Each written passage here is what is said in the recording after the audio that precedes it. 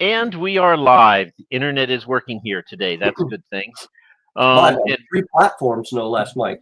I know. And we have people in the chat already, even though it says 0 people are watching.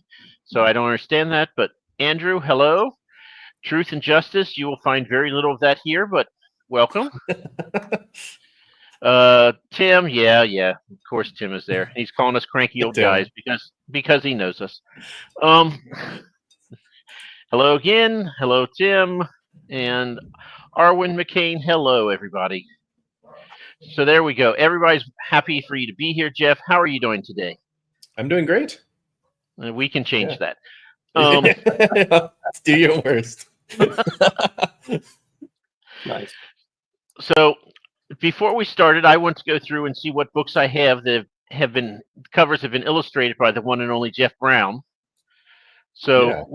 they are here behind me, but in case you can't see them, we have Low Country by Morgan Shank. Now, hold on, before you get started, hasn't he done like 1,000? Yeah, we're I've not done going to about get through. 1,000. Yeah. I don't have 1,000. I only have 4. Okay. All I You might look. have some that you don't know, but I don't know. Possible. I think I can pick your covers out. Yeah. After looking at your website and looking at my book. So anyway, the next one, Grave Covenant by Tobias Youngblood. Panacea by Anna Ellis. And last but not least, again from Morgan Shank, Die Young. So, how long have you been doing book covers? I started doing book covers in January 2015, full time, pretty much. So, yeah, over 10 years. They started the month before I got married, so that's I remember. Yeah. So, Andrew, are you saying we're not cranky, or that we only on our good days we're cranky? That's what I want to know. Well, I think you're saying that cranky is an understatement. That you're more than worse than cranky. Well, So what did you do before you went full time on book covers, Jeff? I was doing other art since about sort of end of 2013, mostly full time. Sort of more and more until sort of mid 2014. But I was doing mainly RPG, pen and paper games, board games, that kind of stuff.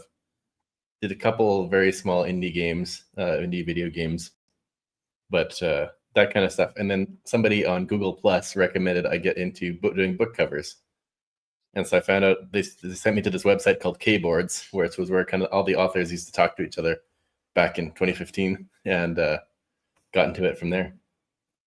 And just kind of filled up. People were like, "This is great. I'd love to hire you," and I kind of just filled up my calendar with that. Nice.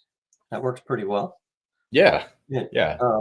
So this is E.L. Montague. I don't know if you've met, but E.L. needs to take a few minutes every show and have you describe what it is that's behind you. So what's behind me? Yeah. I don't have to look now. I can see. I've got a bunch of I've got a bunch of Lego Star Wars. I love Star Wars Lego. It's I've got a whole giant box of more stuff down here that I've been collecting every birthday and Christmas. That's all I wanted since the time, I don't know how old I was, maybe 5 or 6 years old, and until now. That's for Star Wars Lego. And then other than that, most of these are books. Either I just kind of started collecting books the past year and a half or so. Most of these are from the Broken Binding. Some are from indie authors that have sent me this here. And a lot of them I've done the covers for. And then some of them are books that inspired me to, as a young reader, that I would take up from the library. So I've got a few Forgotten Realms books up there.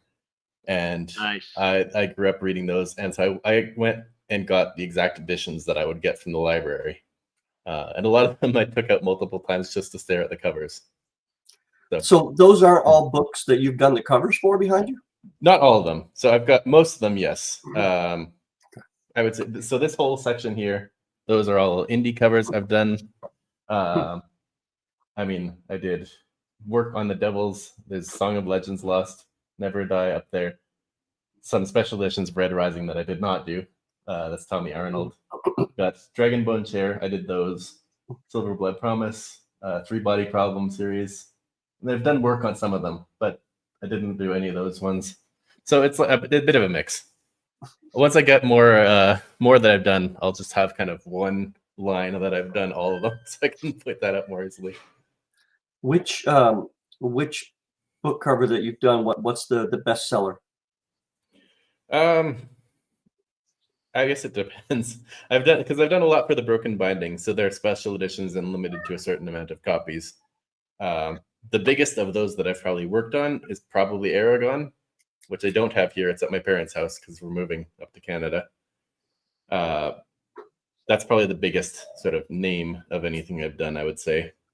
And then the best-selling book I've done the cover for is probably Silver Blood Promise.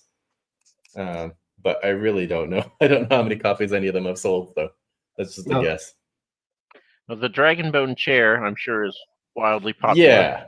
Yeah. But again, it's very big. But it's like there's only a certain amount that were printed of that because it's a special edition of that cover. Chris, welcome to the show. So Jeff, when I met you at Worldcon, I managed to score not one but two prints that you signed for me, both of the Dragonbone chair, and I have sent both of them on their ways. One to Andrew Wizard and one to Nico's book reviews, and they both just were crazy over it. Did unboxing videos for the print and were saying how they had to go get a frame and frame it and put it somewhere. They're over the moon. So that worked out really well. Okay, so that's awesome. Yeah, the chat is going a little nuts. A little bit. We're only 6 minutes into this. We'll get there. Okay. I do want to address the Tolkien in the room. So, Miss McCain, is Arwen your real name? Just curious. Because that checks another box for me, because I do know someone whose given name at birth is Galadriel. So really, yeah. I think that's cool. That only leaves like maybe one or two females. Yeah, that I have to find to complete. Her question is also good. What cover was the most challenging? Yeah, what cover? We'll do that. I think the most challenging cover I've ever done. It's hard to say. I mean, they're all there. Sometimes it just like the idea is there and it just works perfectly, and it kind of goes easily. I'd say one of the more challenging ones I've done that we needed a complete restart was Sam Paisley's cover, Elements of Time. Oh wow! And that one was challenging because I actually restarted it about partway through. The original idea and style and everything that we were going to go for, I got on a call with him and we started working on it, and it just wasn't working. Neither of us were happy with it, and we saw this sort of partway, maybe 20% through draft, and I just said to him, I really don't think this is working. Let's get on another call and restart. And so we did, and it's one of my favorite covers I've done now. But it was a whole it's like that would require a complete reset from sort of well into the project. I would have thought the Lies of Loch Lamora print, although I don't know that as a cover. That's not a cover, but that one kind of just went. I mean, it was complex because I went through the whole book to try to make sure, because there's no official map of Camor. Right. So I went through and tried to figure out where the different canals are, where everything's situated, and looked up some sort of fan-made maps and tried to get it very accurate.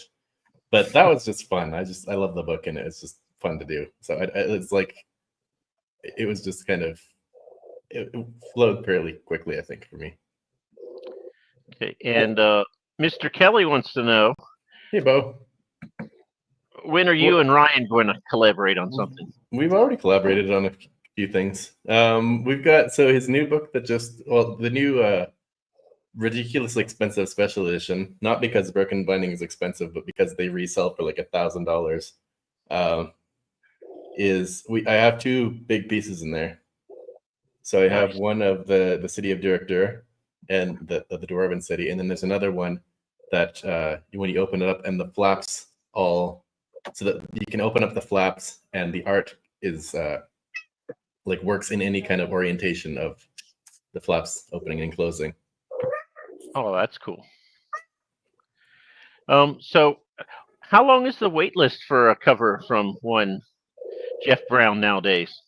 Well, it's always been about 2 to 3 months until this last year. I think I got a little bit more well known, and right now it's at about a year. So, Oof. yeah, it's I mean, I've been getting requests very, very often right now, so I can't take on everything.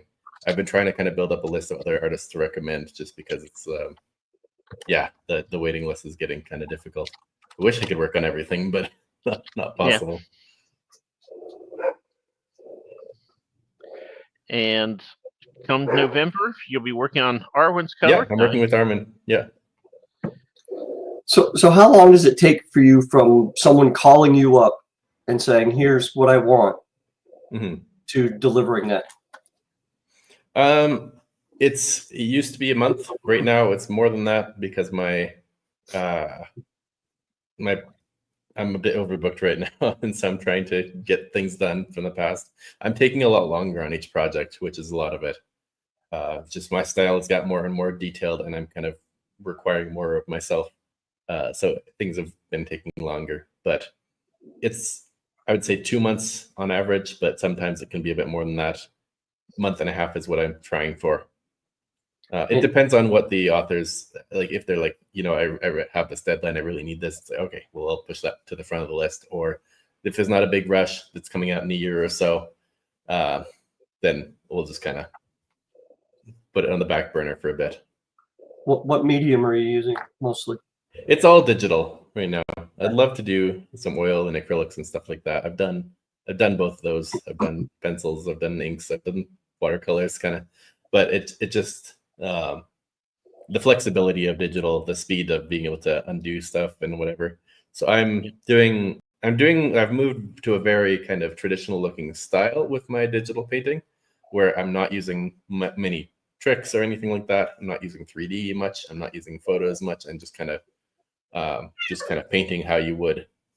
But it's still digital. I can still undo. I can still paint over stuff without waiting to dry. I don't have to mix paints.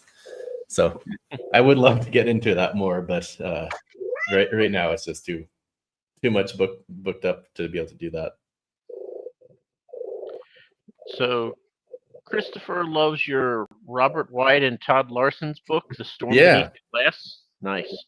Yeah, that was their idea. I wish I could have come up with that, but I was very happy when they came to me with exactly the idea, sort of the whole thing, exactly explained how they wanted it, and it worked out fantastically right away. Yep. I'm looking for something, Mike. Sorry. I will tell you that I looked at your page, and Of Thieves and Shadow by B.S.H. Garcia, Mm-hmm. my absolute favorite. Oh yeah, thank you. I love just the person in silhouette and the Yeah. giants. Oh my God, yeah. Wonderful. Yeah, that's the one. Yeah. Yeah, that angle down was just very unique, and it just worked really well. That's a cool angle, yeah. So I guess that's a good question. So working with authors, what do you want from an author when they come to you saying, "I would like you to do a book cover for me"? I'm fine with anything, because I've done projects where it's very specific of like that one. They said exactly what each character looked like, who was the character, what angle they wanted the camera to be at, the kind of lighting setup, and it was and the idea was fantastic. So that I didn't have any changes. Other times people have had something like that, and it's just like, oh, that's not going to work so well. Let's talk through. So I usually do video calls with my clients at the start to get to know the book, to get to talk through some of the things I think work on a book cover, things that don't work as well, and brainstorm to get to that point. So if they don't have anything coming to the call and they have no idea what to do, I'm fine with that, and we'll brainstorm it together. But also, if they have a very specific idea and it works, that's great. Or if it's not going to work so great, we can try to tweak it to get it to a point where I think it'll work well as a book cover. So what I learned working with my artist is because apparently I want a police lineup, and I'm like, I want 5 characters all standing next to each other, staring dead-eyed. Yeah. And after, he's like, no, There is no dynamic thing. Yeah, Stop exactly. doing that. So anymore now I'm like, okay, this is a scene I want. Go crazy. There's a centaur. There's a druid. There's a black leopard. Go. And Hmm. I'm like, if I give you more, I'm just going to mess you up, and I'm going to start doing my whole let's do police lineup again. And Yeah. so I very much just tell him, put these things in it, and he does like a rough sketch. Is this what you want? And I almost always say yes, because I'm like, I don't know, I can't draw stick people, so you know. Yeah. But yeah, so you have to know a little bit, because I think the intention is like I want to have these 82 different objects on the cover, Yeah. and that means that you see nothing, because there's too much to look at and nothing draws the eye. So that is what I've learned, is to shut up and let the artist do the art. Yeah.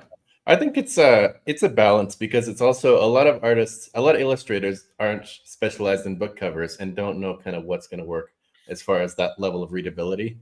And so they might do a fantastic job with the right direction, and also sometimes maybe not, depending on how much they've done for book covers. But even very experienced illustrators that have done lots of book covers, sometimes they don't leave space for the text at the right spot or at all, or it's just not. It doesn't read well with that small thumbnail. So I think it's I think the way I would recommend most is find stuff that works really well from that artist's portfolio that they've already done. Something kind of like this, but maybe doing this and this, and run the idea by a few other people and see how they think it'll work. That people have done more, either book covers themselves or hiring people for book covers. So you do Yeah. the typography as well? Yeah, all the Oh typography wow, is mine too. nice. Yeah, I always try to ask. I didn't start doing typography. I learned somewhat graphic design when I was younger, but when I got into illustration, I was just doing that. But then I would see people would put really, really bad typography over my art, and I'm like, oh god, I need to get rid of this. This is terrible. Well, Comic I'm not, Sans. anything I do will be better than this. So I just started including it for free at first, so that I could get a few in my portfolio, and then I would just say, kind of, this is the package. I do it all together. So yeah, So I do all of it for now. So Jeff, my brother Dan M is in the chat now. So I want to bring up this, which was the artwork of yours that I was wearing for a while at Worldcon. So, ta-da! Yes, Dan, I had a. That's what I was. Yes. So that is a Right on the big bald quill spot. energy. So yep, I had that on for like 2 days, and Big pen energy, right? yeah, and I was telling Andy Peliquin that when I went to panels, I didn't have my glasses, so I had to sit up in the front center, and so everybody behind me is staring at that tattoo, and Yeah. no one came up to talk to me at any of the panels after it was over. No one seemed to want to talk to me. I don't know why. So anyway, that is my tattoo. This is for all you people who said that you're going to do bot farms. The goal was last year, if we got to 500 before the end of the year, I was going to get a permanent tattoo on the back of my head. That did not happen. Then some people, I think spearheaded by Rose, said, well, as long as we get to 500 by August, by Worldcon, Mike's getting a tattoo, which I never agreed to. But these people who still said they'd do their bot farms and do it, they never did. We're still not the 500 people. So this is all you get, is this temporary tattoo that was at Worldcon. And when Nicholas put it on me, he goes, Mike, you're a dickhead. And I said, well, some things don't change. But there you go. So that is all you all get, because you did not do your bot farms or find friends and get us up over 500. So there you go. So you're blaming the audience. Yeah. Yes, absolutely. Nice. It's always the audience's fault. Isn't that how the saying goes? Yeah. It's not my fault that we don't have over 500 followers. It's theirs, obviously. Yeah. So Jeff, when you started doing books full time, what kind of what shift did you have to make? I mean, when I started writing and looking at covers, I did very minimal kind of research about, colors for fantasy versus science fiction and blah, blah, blah. But as someone who actually does the art, what are you looking at? What kind of story are you trying to tell in that confined space that will bring someone from looking at it to reading it? Yeah, I mean, there's a lot of studying of what has been done and what has been done in the past and what's worked. What kind of, I think there's a starting point of what people expect out of a fantasy cover, an epic fantasy cover, versus a space opera cover versus a military sci-fi cover. So there's a certain level of expectation, and the people will recognize it based on colors, based on content, based on font choice. And so a lot of it's studying what works in the genre, and then I think is then after that doing my own take on it and trying to push the boundaries a bit. I think in a lot of book covers there hasn't been a lot of exploration done in a lot of genres. People tend to try to stay with what has worked in the past, and obviously I think it requires a lot of skill to be able to do something that works, but that works and is different, and a lot of understanding of the genre. But I think there's a lot of unexplored territory. So I don't like to just stay with what's been done, but also do something that's original while still recognizable as being in the genre. So yeah, I've studied a lot of covers and looked at thousands of covers and try to break them down, but also try my take at it, I think. I think especially for indies though, I mean, unless you're indie with like just a huge following, the let's try something new route is perilous at best. Well, yes, in general, yes. I will say unless you have to be at a high level of being able to make a cover to start with, and then also really understand the genre thoroughly. Because I think I like to take it at a level of I think there's a basic level of I understand how design works, I understand how thumbnails work, and then from there, let's go back to the root of why is somebody reading an epic fantasy, for example. What is the feeling that you want to give across in even that certain book? Is it that feeling of wonder, of excitement at exploring a new place? Is it an ancient society? Let's get to the root of what's the coolest thing about the feel of your book. And each sort of subgenre feels different as to why it is awesome in its own way while reading it. And so let's try to communicate that feeling that you get while reading the book into the cover. And so I think that can be done in different ways, as long as you're getting that.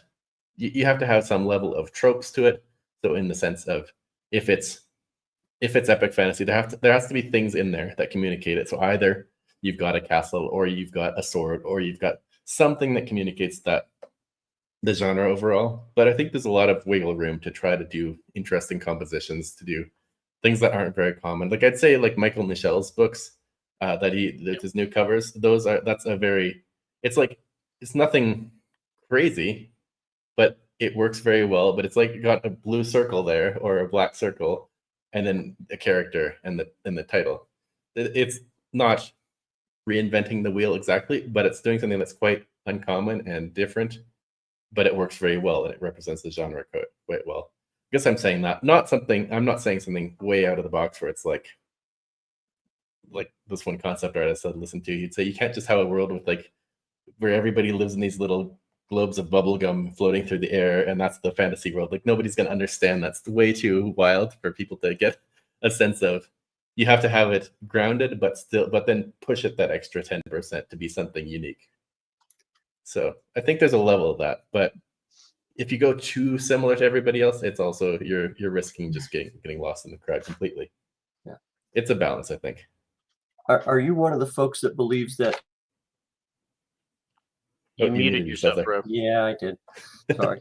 Do you feel the cover has to represent a scene in the book, or just kind of a general idea or theme? Either. It depends on what it is. I like to say that whatever I've done lots of scenes, and I've done lots of things that are more a character looking at something from the book, from some thing that maybe they would never have seen it at that lighting scenario, or there's not a specific scene of them looking at it or whatever like that.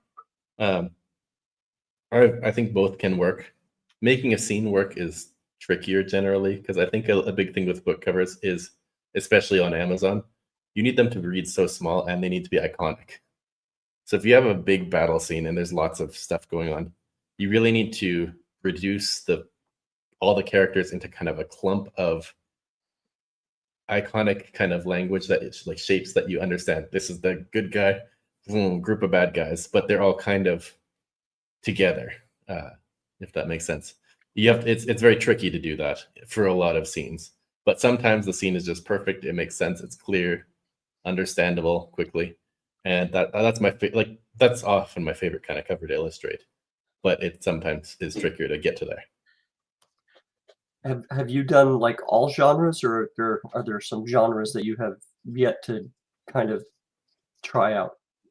I mean, I mainly try to stick to what I enjoy personally, so I think that's what kind of comes out the best, which is more towards epic fantasy and in that genre and in sci-fi and things like that. That's what I enjoy. I've done a lot that aren't those, but I generally try to keep with those. I've done lots of things that are tangential to those as well, and some that are just completely different. Like I've done a couple nonfiction ones years ago. It's just like, especially when I was more looking for work and just couldn't pick and choose, and it was just whatever came, I would do a lot of really wild stuff. So let's just put this to rest. Everyone judges a book by their cover, correct? I mean, we all say we shouldn't, but everyone does, right? And your cover should pretty much tell you what the story is about. And if you're not doing that, then you're harming yourself as an author. Would you agree? I wouldn't say the story is about. I would say the feel of the book is about as an overall tone. Right. So they know what they're getting when they see the cover. Yeah. They should know this is fantasy. They should not be. Is this romance or is this space opera? There shouldn't be questions. Yeah, I think that's a big thing when somebody. So like the kind of talk that I'll go through when I'm starting a new project with an author. I'll say, okay, so let's get out of the mindset of you as the author with what you have in mind for the cover, and let's put ourselves in the shoes of somebody who's scrolling through Amazon and is looking for a book that catches their eye. So, first of all, they're just scrolling through. They like whatever genre you're working in, epic fantasy, we'll say, and they're looking for something that's interesting to them, and so they'll be scrolling. Oh yeah, that looks like. First of all, they look at it. Second, they understand the genre. There's no doubt. Is this romantasy? Is this sci-fi? Is this post-apocalyptic, modern day kind of thing? Or is it a thriller? They immediately get the genre. And they also immediately get the tone of the book. So I think just like if it's a typical kind of scene illustration, big sense of that is the sky bright and sunny and with happy puffy white clouds, and two guys fighting each other with swords, versus imagine that same scene with a dark storm versus a nighttime scene with fire lighting it up, magical fire around, fireballs. That gives a very different sense of what the book feels like when you read it. So it should feel, the colors, the mood of it should feel like your book. The tone of it, I think, is a big thing. And then I think within the book, whatever, if it's epic fantasy, you want to show fantasy and you want to show epic. So what's the most epic thing that you can do with the cover?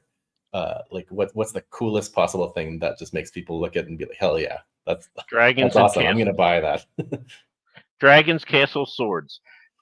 Yeah. Try to combine all three. There's other stuff, like if there's some giant ruins or stuff like that, if there's a really cool city design, if like whatever it is. But it also, if it is a dragon, Comic Sans, yeah. If there's a dragon, then, but the dragon only shows up in the last chapter for like 2 pages. Dragon's probably not the best idea because that doesn't represent your book as a whole. I have a bone of contention there because I've been asked so many times at Comic-Cons if my series has dragons in it. So when I wrote book 4, there's a dragon in it for like 5 pages. So I put the dragon on the cover just so I wouldn't stop getting asked that question and have to keep saying no. And they go, okay, I'm not interested, and walk away. So now I at least have a cover with a dragon, but I don't tell them it's all about the dragon because and it's book 4, so that's not the same thing. I think book 1 is so important for that.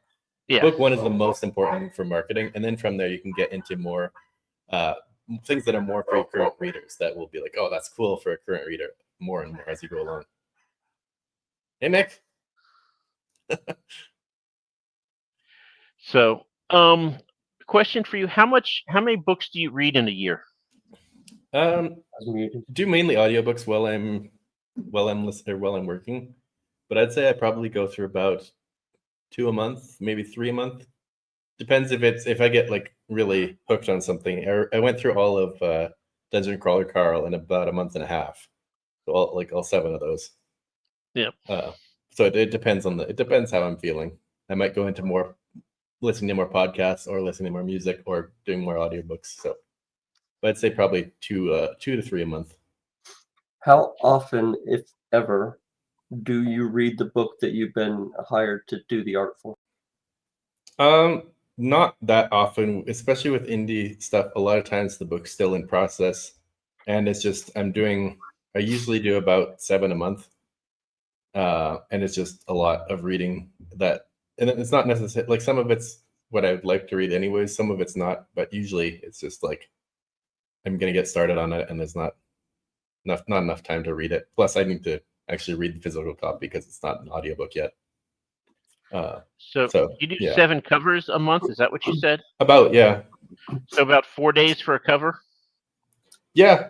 I mean, it's not like I spend a 4-day chunk on a cover, but yeah, Right. because it's spread out throughout quite a bit of time. I'll kind of focus on it for a few days where I'm doing a couple of them, and I'll get quite far on one and then send it to the client. Once they get a reply back, take a little bit and then get back at it. So it's throughout the course of a couple months usually. Right. But yeah, it's about 25 to 30 hours per cover generally. And is there something that you really like to draw? Like, are dragons just really, you can't get enough drawing dragons? I love drawing dragons. I love drawing things with epic kind of proportions of scale, like big giant things compared to people. It's very fun to me. Yep. I was going to say, I see a lot of really tall buildings in your work, towering over people. Yeah. And I like how you always have like the person, and then you have whatever is just monumental behind them, and at the scale, the sense of scale. Again, I guess you're going epic, so it has to be. Yeah. Bald dudes, says Shane. Yeah. I actually I have a story about that. This one time I was working on a cover. This was back in like 2016, and the author had this character and hadn't described this character that much, but it was in like the cyberpunk city, and I was like, what's this? We were on a call. I said, what's his hair like? He's like, oh, well, I don't really know. I haven't really described his hair. I'm like, could he be bald? Because the lights, like the cyberpunk lights on there reflecting on his scalp would look super cool. He's like, well, okay, sure. And then that became like a big part of the series later on, like the part of the plot that he was bald. Nice. There's hope for you yet, Mike. I have done that before when I got artwork. I'm like, this is not what I saw in my head, but I can work with this. And I can, I was like, you know what? I haven't said one way or another. I can totally claim that this was my idea now. Yeah. Yeah. Well, it's fun when the book is still in process, because then things like that can be changed. So if it's like, oh, that looks really cool, I'll just add a few words in that scene to make it fit the art a little bit better. That's always fun. In my ideal writing world, I would have someone sitting around here where I could describe all this stuff, and they would give me art to go with it, right? Yeah. That I could refer back to. Yeah. Where I wasn't constantly going, it's like, oh, damn, what weapon did I give them, or what? Yeah. Thing where they have to go back and find the description of that. Yeah. Yeah. Which brings up, because we don't like to be too, what is it? I don't know. AI. How's that impacting your world, or is it at all? Well, I was really terrified when it first came out that I would just lose my work within 6 months. I kind of just assumed, I mean, maybe pessimistic of me, but I just assumed that people would just be like, okay, whatever. And I think even publishers thought that at the start when it first came out. I don't know if you saw like Christopher Paolini, his, not sure what, Fractal Noise, I think it was called. The first cover they put out from that was an AI cover, very, very clearly Mid-Journey looking. And it got quite a bit of backlash. And that's from Tor, I think, if I'm not mistaken. And There's a lot of backlash. They rebranded it, recovered it within a year, and I haven't seen any more AI coming out from publishers, at least for the most part. I would have expected most of it to come from traditional publishers, actually, as they try to eke out every penny they can. Well, yeah, I think that was their plan. I just think that people lashed out against it quite dramatically. Good. And I think it came from people complaining, and I'm glad for that. I didn't expect that, but it makes me feel a little bit of hope for humanity that people complained about that and wanted human art on there. So I was just kind of expecting, well, as soon as people, like, why would people spend a couple $1,000s on a cover when they can just get one for free for a Midjourney subscription? And that's it, and try out infinite variations and whatever they're doing. But I've seen the reaction has been, a lot of people just do accept that, and there are covers like that, especially in indie, and covers that are at the top of the charts, unfortunately. So now that you've broached it, not me. So if Mike or I called you up as a professional artist and said, this is book 1 of our series, we're looking at 3 to 5 books. Mm-hmm. We would like you to do the covers, and figuring that time is not a constraint, etc., etc. Mm-hmm. What should we be looking at for that as a indie author? For price? Yep. Yeah. I just raised my prices, so right now it's at $3,500. So that includes full art, typography, full rights to use it however you want, and I also keep the price the same throughout the series, so I wouldn't raise it further on. So even when somebody's come back to me who's worked on a book a year ago or whatever, or a few years ago, I'll keep the price the same. But yeah, that's the price right now. So, I mean, do you do all the, like, this stuff? Is it just the art, or do you put all the words on the front and back? Yeah, all the text, the whole cover, everything related to the cover. Nothing inside, no interior book stuff, but all of the cover stuff. Any multiple files, if there's multiple print files, anything like that. Okay. And banner, derivative work, audiobook, anything like that, it's all included. Yeah. Yeah, nice. I guess going back to the other thing I didn't finish saying about AI was with where I was expecting that people just kind of go for it, and that was going to be over. Everybody's going to use AI, and the reaction's been strongly. There's people that have gone, yeah, I'm just using AI, but a lot of people who have gone, no, I want this to be done well, and I'm not going to put my effort into reading this if they didn't put their effort into doing this right. And I'd almost rather, like, there's almost a witch hunt kind of where AI was used. And obviously, I've had my work compared to people thought my work was AI 3 times in total so far, which I expect to go up, but it's a lot less than some other artists because I think I have a bit of a clear style. But I think that I'd rather have that side where people are upset if it is AI rather than just accepting it blindly as being so. So yeah. I'm happy with the outcome. At the same time, it's been the lower end of stuff has generally been kind of taken away from, like, artists trying to get in now is a lot trickier if you don't have a name built up for yourself. Much harder. I think it's still possible. You just need to be very clearly showing your process throughout. So I think, but I think it's still possible, and there's a lot of people still wanting to do that. But I think it's almost. I thought my work was going to be over, and it's blown up, and I've become more booked up than ever, and had bigger projects than ever. So yeah, it's been going well. So Nicholas wants to know, who are your favorite cover artists other than yourself?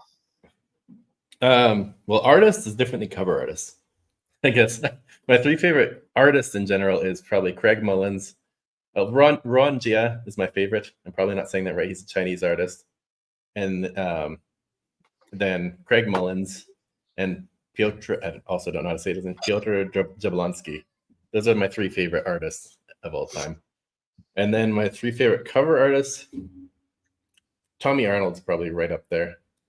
I think, who are my favorite? I don't want to insult anybody now, but I'm not remembering that are my favorite.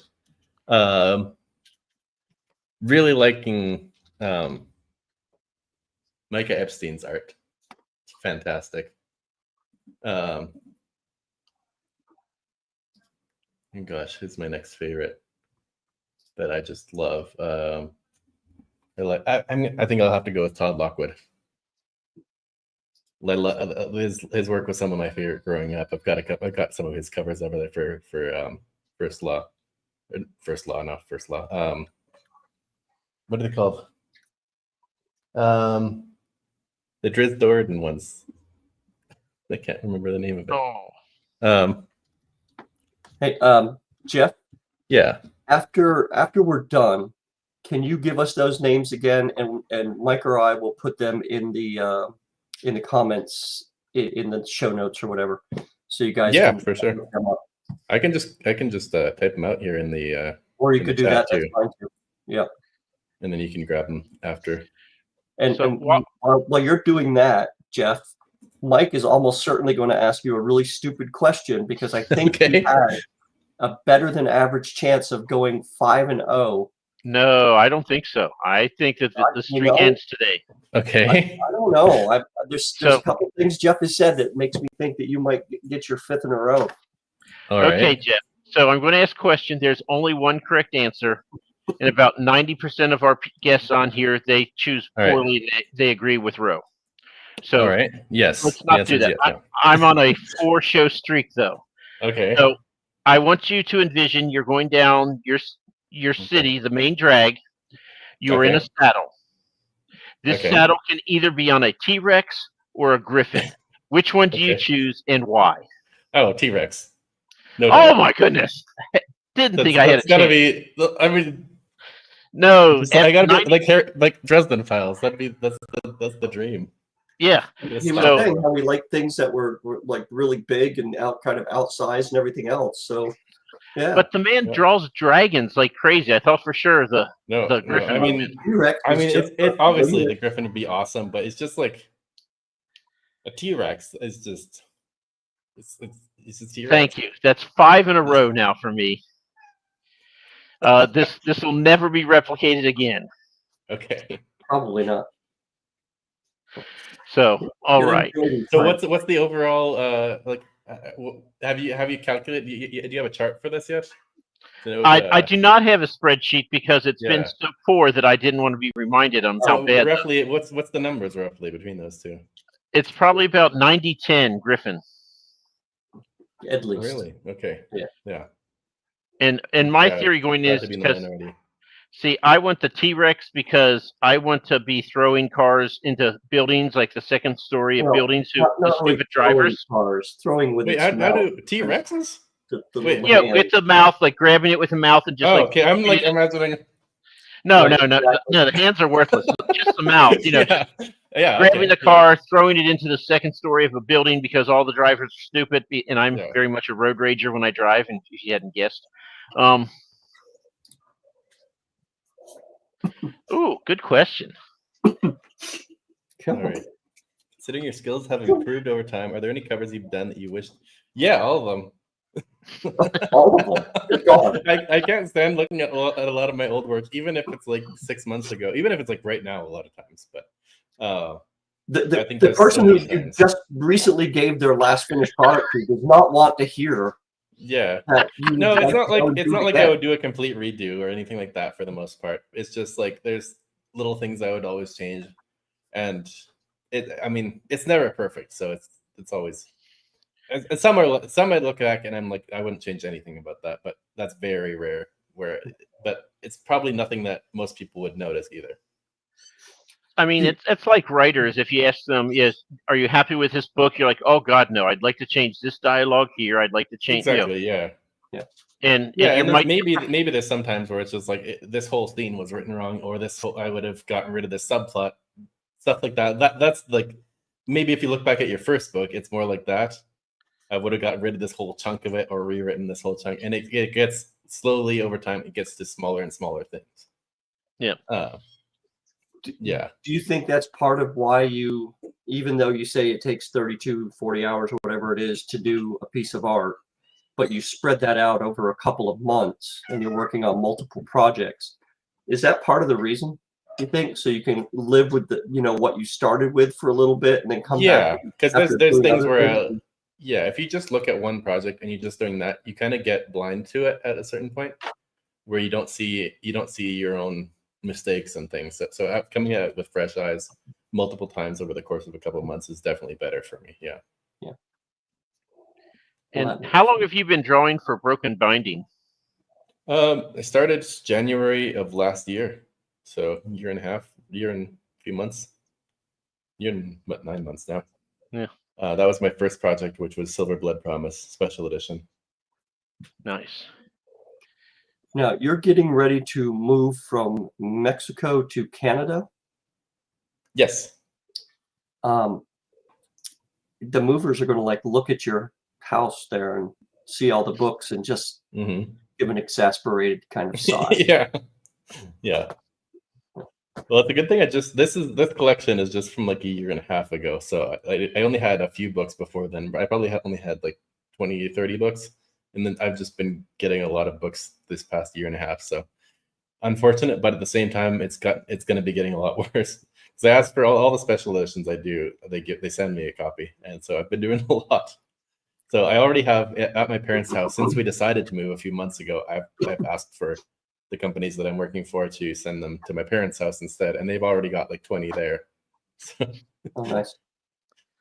So a lot of Cool. the awards things for writing usually include like a category for covers and stuff as well. Has your work won any of those? I've won a few. I don't really know. I don't know. I don't really know what they are though. I haven't looked into it a lot.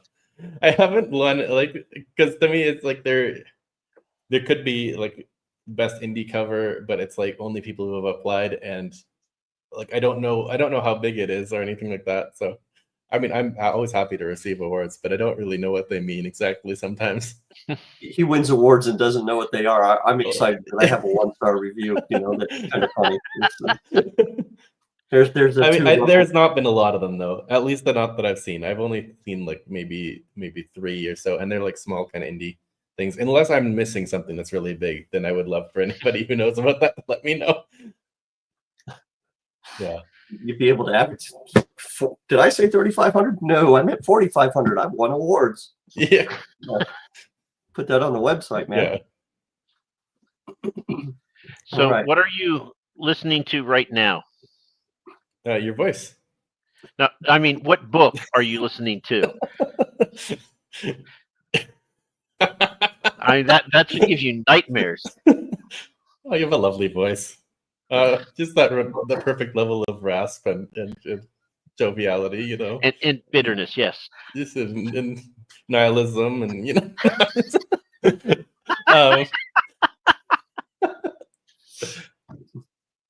wait, I just need to say, truth, justice. Is this Three Scribes? I don't know who you are from the name.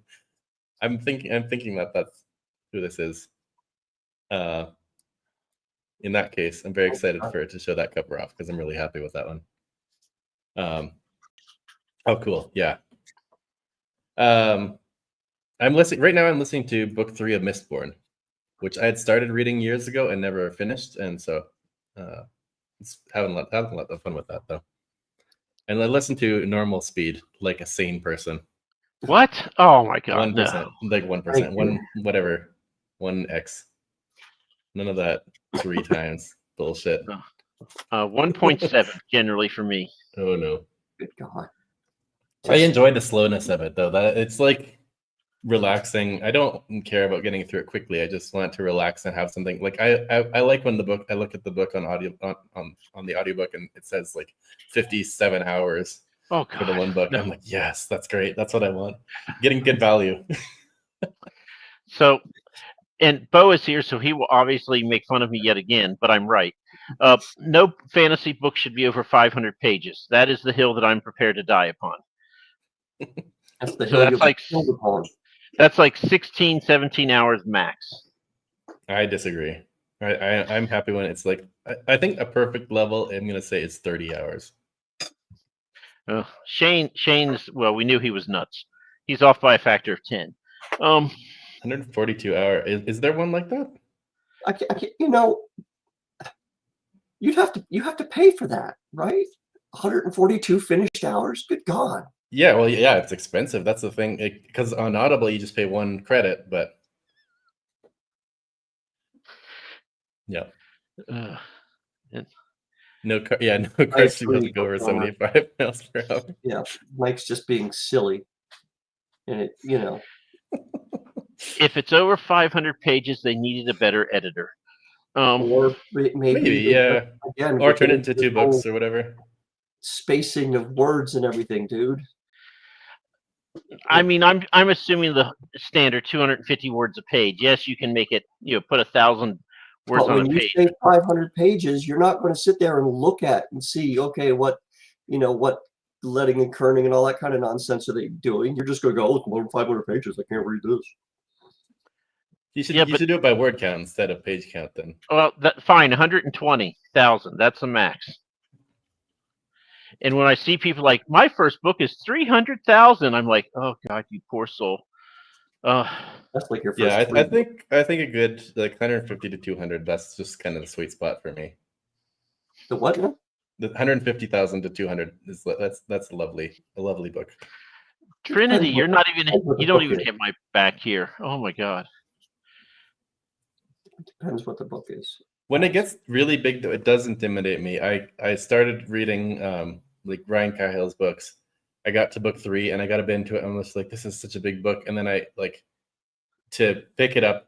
1 and 2 were very reasonable lengths, but then 3 is just insane. And so I started reading it. Then I had to read something else for a project I was working on, and then now getting back to it, it's such a big commitment because it's huge. So, do you have that going on while you're working? Are you listening to books? Are you listening to music, or what? Yeah, both. I mean, sometimes when I'm just starting something and it's very I need lots of focus and lots of big level creativity. I don't usually have anything on with words or anything like that. I'll put on music without words even, or nothing at all, and just kind of focus for half an hour while I get everything kind of set up. Once I'm happy with things and I'm going to start detailing, that requires a lot less kind of focused creative energy. And so I'll turn on an audiobook or whatever else. But most of the time most of the time I'm fine listening to audiobooks. What's on your music playlist? Lots of death metal, some rap. What is it with people with death metal? There's a lot of people that say really death metal or or these really kind of obscure metal genres. Yeah. I mean, I'll listen to lots of obscure metal genres, though, not just death metal. I find it weirdly relaxing. I listen to lots of lots of weird stuff, some classical stuff. He's gone. He did not like the death metal. Nope. He went to vomit. So there's Ro. He's coming back. Yeah, I listen to actually when I'm starting stuff. I'll do a lot of classical music, and try to get the right feel for the start of the project. But yeah, I listen to lots of different stuff though. Lots of extreme genres of all kinds. I like really lyrical rap as well. That kind of stuff. MF Doom is very fun. Sorry about that. Just had a little coughing attack. So, Ro, what you got? A coughing attack. Yep, clearly. A sinus infection. So, what is your favorite Lego build that you have behind you? I don't know. I really like the dropship. I think I just love the design of that. I've always been one of my favorites. Obviously, the AT-AT is just big and awesome, but I really like the design and the build for the dropship one.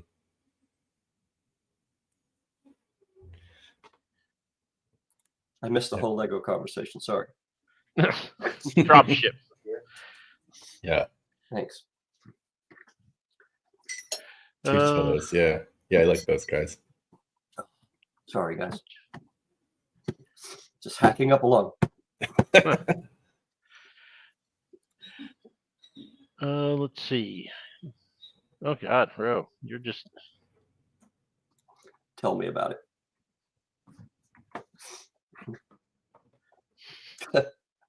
It's a great name for a band. Sinus infection. That sounds like a great band name. Yeah, they get really weird. I think a lot of the people think that it's really serious, but I think people they try to just make the most ridiculous things just to be silly. Like there's a lot of comedy going on in extreme metal, and that's why people take it too seriously. Is there a collage of all covers you've done? Oh no, I've never done anything like that. I don't want to show most of them. That's the thing. just what your prospective customers want to hear. Yeah. Oh, Sciatic. Is that an actual one? I bet it is though. if I someone like who's to. had sciatica on and off for a while, yeah, Mhm. I would not be listening to them. Yeah, I went to a concert with my dad with some other bands. The one was Cancer Bats. Cancer bats. Okay. Book Dormer, Station 11 is starting. I don't know what that is. Does anybody know what he's talking about?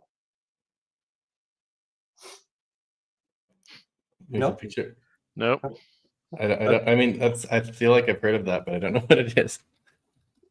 Classic sci-fi, apparently. That's a TV series. That's going to be I haven't seen it though. way It's on classic. HBO. I don't know. Oh, it's probably a book then. Also though. Yeah, it's probably the same people who think Firefly is great and should come back or something, but one of those obscure things. Oh, come on, chat. You got to skewer him over this. This is the worst take of the night. Firefly was amazing. Whatever. Firefly was overrated. I haven't seen it. You didn't. You haven't missed anything. Don't worry about it. Oh, well, there you go, Ro. That's what At some point, that would actually be a relief, but See, Michael knows. Yeah. Yep. Arwen. Yep. See clearly. That's So- supposed to be a Firefly reference. I don't know. It is. Yes. Broken Penny put it out. That's why I recognize it from. I haven't read it though. Ooh, Shane. He's been in some good stuff. I don't know if I'd call him overrated. I mean, because he's just, it's not like he's been in so much stuff that you're just sick of seeing him. Okay, well, now, Bo, you say I'm silly, and then you say something like this. I mean, this is just incendiary to be incendiary, because no one can like Jar Jar. I mean, I don't generally agree with Ro just on principle, but, I mean, how can you not in this take? And yes, we know. Firefly is great. Next, we'll start talking about Old Man the Sea and how wonderful that is as a classic of literature, and see what Bo, what Ro has to say. It's proof that repeating yourself with short, choppy sentences can be Darth thought Jar of as Jar. something awesome, I guess. You know the theory about Darth Jar Jar, right? Oh, you have a story about this? The theory about what the idea was behind that. That Jar Jar was originally intended to be the secret Sith Lord, and then they decided to not do it because of how the reaction to how silly people took him to be. But they were going to make him like a Sith Lord. Well, if he actually came out as the Sith Lord and dropped all this stupidness, right? You're saying big Darth Doodle. And then all of a sudden dropped all of that and Yeah. took on a very serious tone. Yeah. That would be kind of cool. What if he kept talking like that though? But yeah, the big floppy ears and A everything. Sith Yeah. Lord with a lisp. Just shooting electricity. Oh! Yeah, he'd electrocute his tongue. Yeah, exactly. Like it was all an act. I can imagine him and Yoda going at it though. Well, I think that's the idea. It's like he was like the silly creature kind of Yoda. copying the Yoda trope, but then turned out to be more powerful than he initially looked like. It would have been interesting at least. Misa joined the dark side.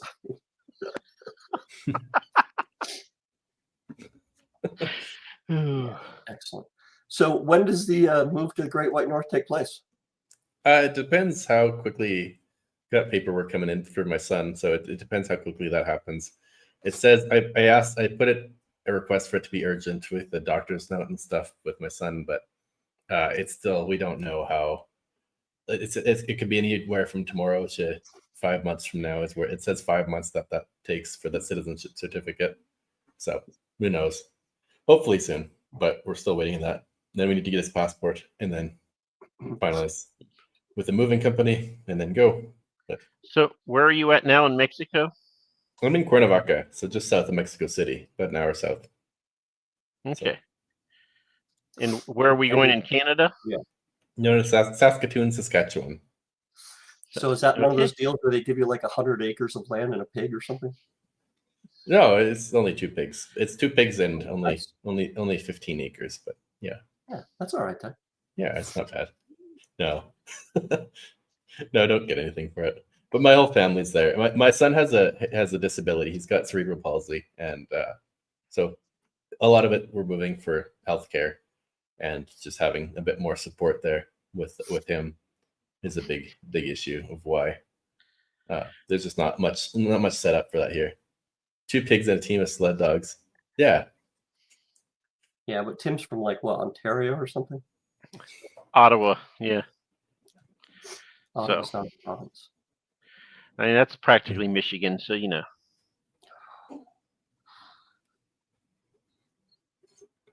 Yeah, big weather adjustment I for didn't pay attention. for me, for my wife especially, because she's Mexican. She's grown up here in the heat, so it's gonna be a big change. Oh, Like, 5 we're gonna months have from now? we're gonna have our house quite hot, and everybody's gonna come in and be like sweating in our house. And I fully think you should do what Shane is saying here and put a maple leaf in every cover you That do. would be once you awesome. Well, we think I haven't been.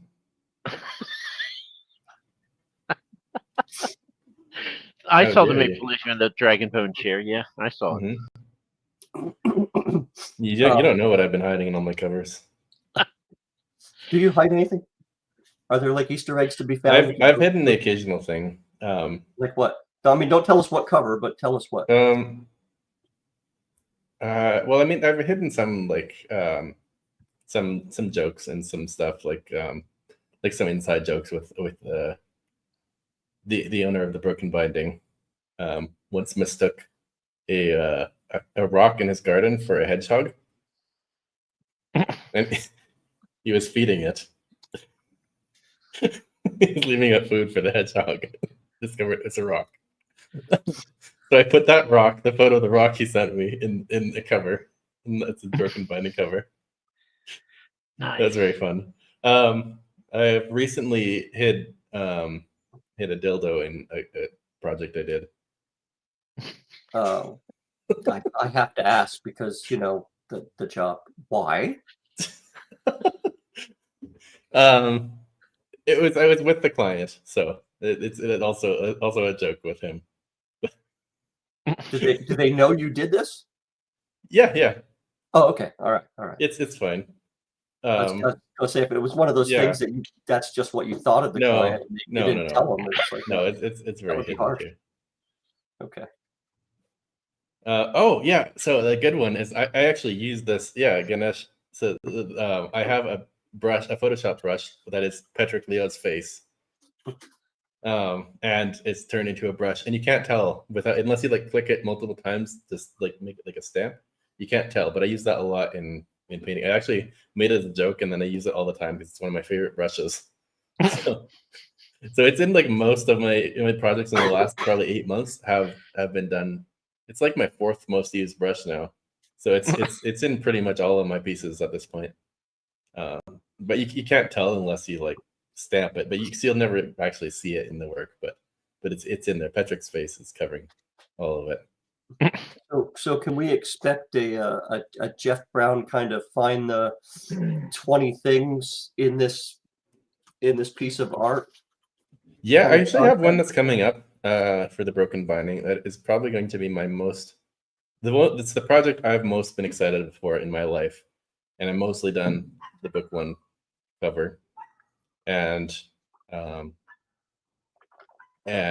it is going to be including a lot of Easter eggs in there, just because I want to have it as like a really fun thing for fans of that book.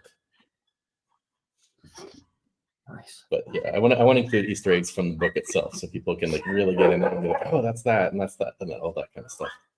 Any chance you could work that tattoo from Mike's head into one of them? Yeah. So I will tell you, these artwork here, this is from my Haley Traveler series, and Matt Slay made them, and I was like, Matt, I want you to hide a mole coming out of the dirt on all of Yeah. these, because mole men. Yeah. So and he does, and so now I'm going to have to redo the covers, and I'm going to call it the Whack-A-Mole editions, and you're going to have to look. You're going to have to look for the mole on the cover of all of those books. Mike, have you seen the new Fantastic Four movie? No. Mole Man's in that. Oh, that's exciting. Yeah. You were acting in it. You didn't know. You've got your cosplay thing sorted now. You just gotta. I'd have to actually watch the movie, and I hate my voice, so I will never watch anything where I'm talking. So no, of course I've not seen the movie. You're not in it, man. You don't have to listen to you.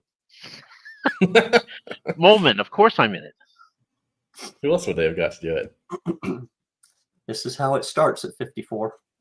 The slide just gets steeper and faster from here, my friend. Oh, yeah. So Bo, the one I was saying is in the Memory, Sorrow, and Thorn. It's just a rock though, so it's not that like you'd be able to see it if you look for it, but it's not that like it's not doesn't need to be hidden that much.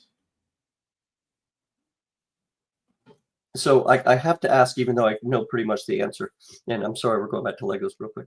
Will you be picking up the USS Enterprise this November? I didn't know that was a thing. I don't think so though. I've got only Star Wars Lego. I don't know if I can like change like mix in there. You don't want to branch into a better sci-fi series? I will agree with you, but I like the Lego better. I like the ship designs of Star Wars. Yeah, that's fair.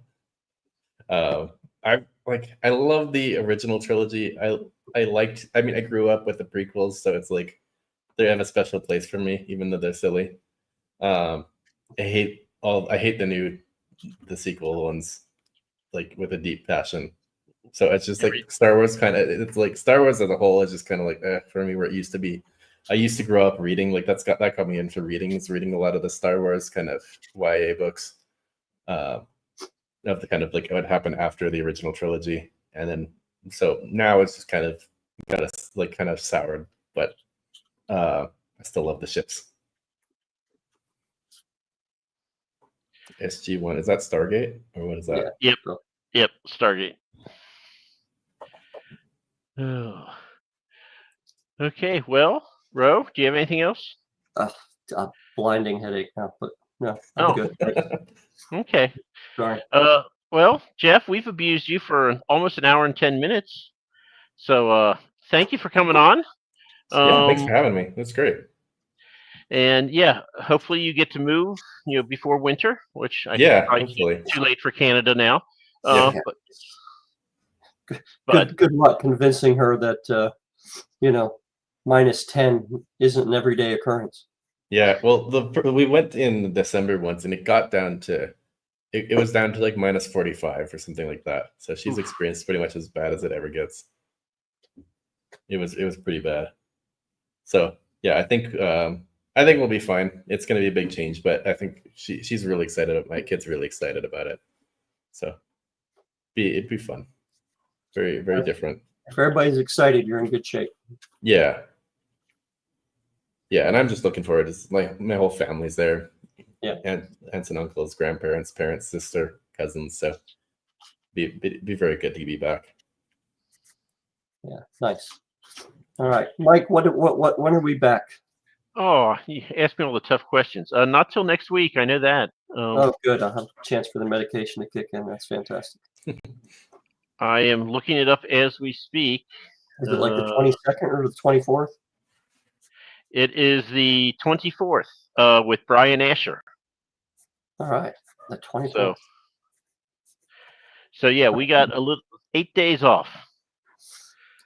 All right. So- Well, thank you everyone for showing up on YouTube and Twitter. Mike and I have got a Twitch channel now. Woohoo! So you can find us at Bald&Balding, all one word, over on Twitch, and we stream there as well. And thank you, Truth Justice. I'm sure I will. I'm on vacation this week, so naturally, this is the week that it happens, of course. So anyway, Jeff, and the T-Rex streak continues. That's what's important. I know, 5. That's ridiculous. You have to. Jeff, thanks so much for joining us. Yeah, thank you guys. Thanks so much for having me. What could have been a productive hour of your time and frittering it away on this nonsense. Yeah. Oh, it's a lot of fun. You don't get a lot of time to talk about random stuff like this and talk about T-Rexes. It's good fun. All right. All right. And thank you everybody for joining us. Okay. Thanks, I think everybody. it's just time to wave awkwardly, everyone.